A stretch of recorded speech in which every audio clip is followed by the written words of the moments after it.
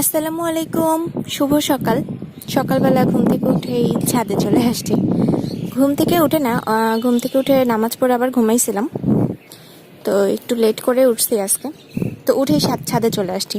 আজকের দিনটা অসম্ভব সুন্দর, মানে সকালে এক পশলা বৃষ্টি হয়ে একদম চারপাশে ঠান্ডা। আর আপনারা পাতা দেখে বুঝতেছেন কিনা, বাতাস হচ্ছে খুব সুন্দর বাতাস, ঠান্ডা বাতাস, আর রোদ নাই। এটা হচ্ছে সব থেকে সুন্দর ব্যাপার, কারণ রোদ হচ্ছে আমার ভালো লাগে না। মানে তাই বলে সারাদিন বৃষ্টিও ভালো লাগে না। আজকে কিন্তু বৃষ্টিও নাই, সকালে এক পশলা বৃষ্টি হয়ে গেছে, তারপর আর কোনো বৃষ্টি নাই, আর সুন্দর বাতাস। আর হচ্ছে বৃষ্টি সারা দিন ধরে অল্প অল্প করে পড়লে আসলে ভালো লাগে না, না হলে বৃষ্টি ভালোই লাগে।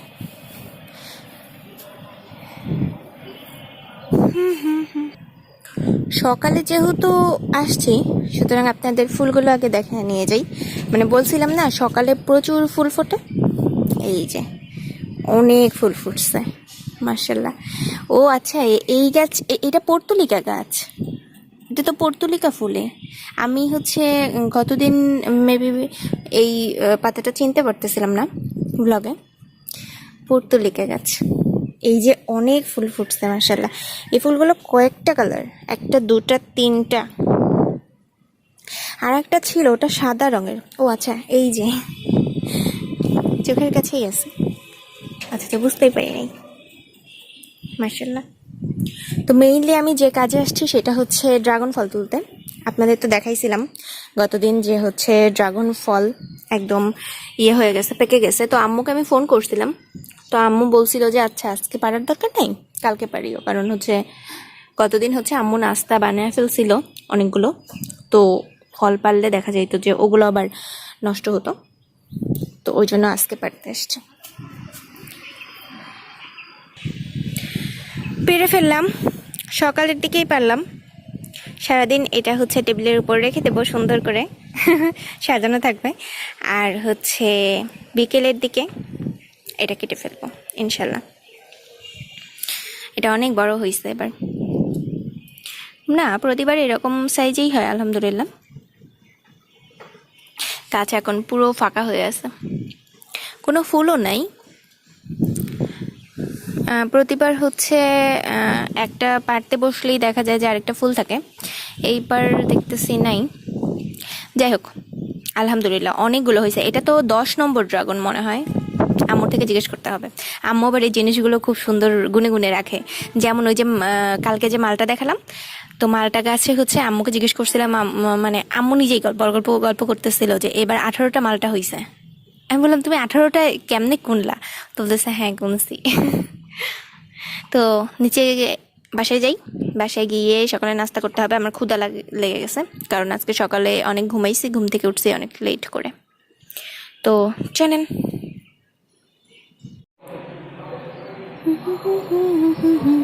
সকালের নাস্তা নিয়ে চলে আসছি। চা,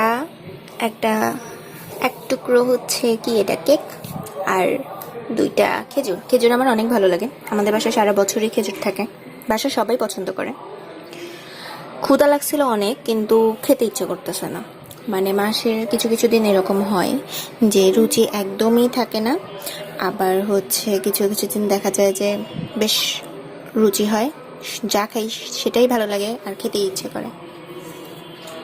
বেলকনির এই এক পাশে এই গাছটা রাখা হয়েছে, এটা হচ্ছে আমার বেলকনি। তো ওই তো খাবো। এই কেকটা অনেক মজা, সফট অনেক, নামটা ভুলে গেছি, অনেক সফট। কেকে চা ভিজিয়ে খেতে আমার ভালো লাগে। যেটা বলতেছিলাম, আপনাদের কি এরকম হয় যে কখনো হচ্ছে রুচি অনেক বেড়ে যায় আবার কমে যায়? আমার প্রতি মাসেই দেখা যায় যে এরকম হয়। তো খেতে লাগছে, বাট কিছুই খেতে ইচ্ছে করতেছে না, তো চা বানিয়ে নিয়ে আসছি। আমি বেশিরভাগই রং চা খাই, বাট দুধ চা হচ্ছে যখন খুব ভাল লাগে তখন খাই, মানে হচ্ছে যখন রান্না করতে ভাল লাগে। কারণ দুধ চা, রং চা হচ্ছে চুলায় দিলেই তো হয়ে যায়, আর দুধ চা হচ্ছে দুধ আনতে হয়, সামান্য একটু চিনি মিক্স করতে হয়, আবার কখনো গুঁড়া দুধ দিয়ে করতে হয়।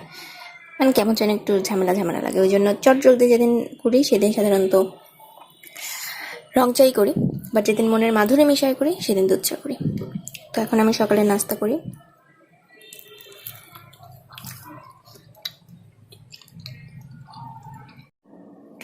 বিকেলে নাস্তা করতে বসছি, নুডলস আর হচ্ছে মালদ্বীপের একটা এটা কি ব্লগ মনে হয়, দেখতেছি বেশ সুন্দর জায়গা। তো হঠাৎ করে একটা কথা মনে পড়লো, ওই জন্য ক্যামেরা অন করলাম। সেটা হচ্ছে নুডলস নিয়ে, নুডলস খেতে বসে মনে পড়লো যে এটা হচ্ছে আম্মুর বানানো নুডলস। তো নুডলস কিন্তু কম বেশি সবাই রান্না পারে, মানে যে কেউ কোনো রান্নাই পারে না সে কিন্তু নুডলস বানাতে পারে আর কি। জায়গাটা অসম্ভব সুন্দর। যাই হোক, যেটা বলতেছিলাম যে নুডলস কিন্তু প্রায় কম বেশি সবাই বানাতে পারে, কিন্তু আম্মুর হাতের নুডলস মানেই আলাদা। কেন জানি না, মানে আম্মুর হাতের নুডলস অন্যরকম ভালো লাগে। এটা শুধু আমার না, সবারই, মানে মায়ের হাতের খাবারটাই অন্যরকম মজা লাগে। তো একটা কথা মনে পড়ে গেল, আমার এক ফ্রেন্ড, তো ওর হচ্ছে কাজিনের বাসায় ও যেতে চায় না। তো আমি ওকে জিজ্ঞেস করলাম যে কেন তুমি তোমার কাজিনের বাসায় যেতে চাও না? তো বলতেছে যে ওর আম্মুর হাতের খাবারও খেতে পারে না অথচ ওর কাজিনের সব থেকে বেশি ফেভারিট খাবার হচ্ছে ওর আম্মুর হাতের খাবার। মানে এটা হঠাৎ করে মনে পড়লো যে মায়ের সাথে বলে না, মায়ের সাথে সন্তানের নারীর টান থাকে, তো আসলেই তাই। আম্মু নুডলস রান্না করলে আমি সেদিন বুঝি যে হ্যাঁ, এটা আম্মু রান্না করছে, অন্যরকম একটা মজা। বাট সেম আম্মুর মতো করে আম্মু যা যা দেয় সেম সেভাবেই আমি বানাই, তারপরও না এত মজা হয় না, কেন হয় আমি জানি না। তো এই ঘটনাটা মনে করে ভাবলাম যে আপনাদের সাথে কথাটা শেয়ার করি।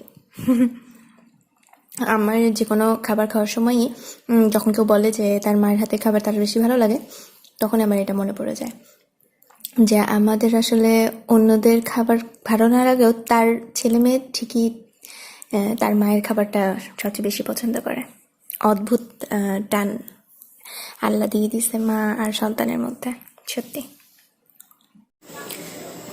হুট করে বাসায় মেহমান চলে আসলো, তখন কি করেন?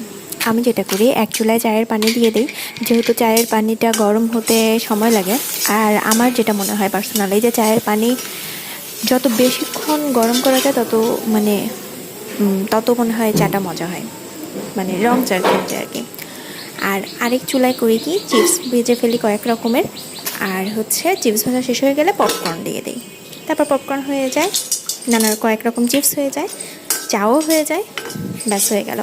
মানে এইটা কখন করি, যখন গেস্ট আসে, কোনো কিছু নাস্তা শেষ হয়ে গেছে এরকম কোনো সময়, আর হচ্ছে খুব তাড়াতাড়ি ওনারা চলে যাবে এই সময়। কারণ হচ্ছে এই কয়েকটা আইটেম করতে আমার মনে হয় সব থেকে বেশি কম সময় লাগে আর সবচেয়ে বেশি ইজিও।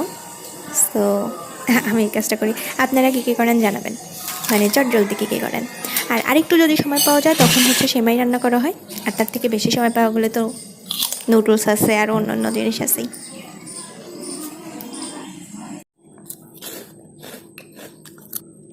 ইদানিং অনেক বেশি তাড়াতাড়ি রাত হয়ে যায়, মানে এখন না, যখন মাগরিবের আজান পড়ে তখন বাজছিল মাত্র 5:55, মানে 6টা না বাজতে বাজতেই।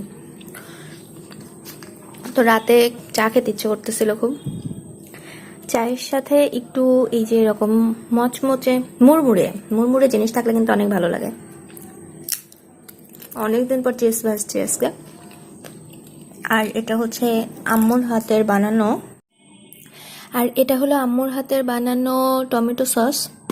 তো আম্মু হচ্ছে এতটা করে বানায় না, একটু গাঢ়, মানে অতটা থিকনেসটা একটু বেশি।